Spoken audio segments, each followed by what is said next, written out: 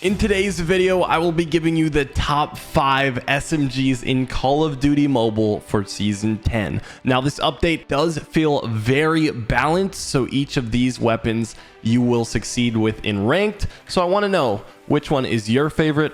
Let me know in the comments down below. And if you guys have not already, hit the like button, subscribe, and let's get into weapon number 5. For number 5 on our list and the first weapon, I have the QQ9. I really want to talk about this weapon for a couple different reasons. But before I do that, I need to mention that for every top 10, top 5 list, there is factors that can change the positioning of each of these guns. So for example, if I'm playing on Summit or a small map just like Summit and I'm playing very aggressive, I would want the QQ9 over a gun like the PDW, obviously. So different situations call for different weapons, and we are, like I said in the intro, in a very balanced SMG meta right now. There's no more CBR4 dominance. Thank the CODM developers for that. We appreciate it. The gun was too dominant for too long. Now you can kind of use whatever you prefer. And for number 5, the QQ9 is what I prefer. So the 10mm 30 round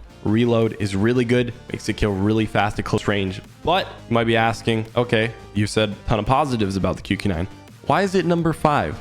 It's number 5 because you have the Fennec and the CX9, and those two guns, they delete. If you're close enough to them, you're gone. You're losing that gunfight. So the QQ9 overall gets outclassed in close range by those two weapons. So I don't really see a reason to use it over those in this current meta. That's why, sadly, my baby is down here at number 5. Number 4, surprisingly, maybe to some of you guys, is the Bizon. Quickly, I want to talk about its strengths because, you know, it has a few. Number 1, large mag size. Number 2, no recoil. Number 3, good movement speed. Number 4, consistent kill time at range, especially if you hit the chest. Make sure you're accurate with this. Overall, it's an extremely easy gun to use. It's good for beginner players to advanced players, and it's solid in most situations. You're going to be able to fight at medium to close range successfully with this. The reason it's number 4 is because we also have the Cordite and the PDW, but that's further on in this list. So for number 3, we have the CX9 and the Fennec. I put them neck and neck because they're pretty much the same gun. There is a few key differences, and I'll tell you my personal favorite. My personal favorite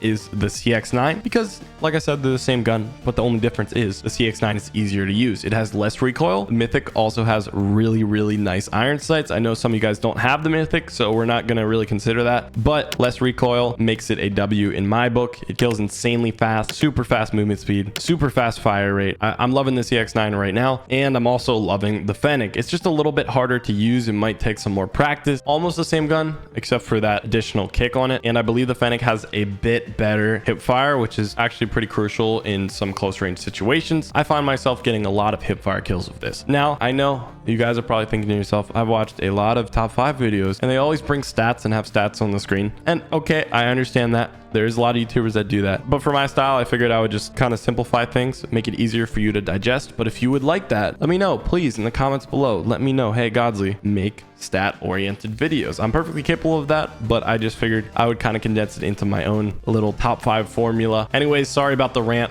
Let's move on to gun number 2. For number 2, I have another 2 SMGs. This is actually turning into a much longer list than I intended. The first one is the PDW. This is insanely good. Very underutilized in ranked. I'm not sure why.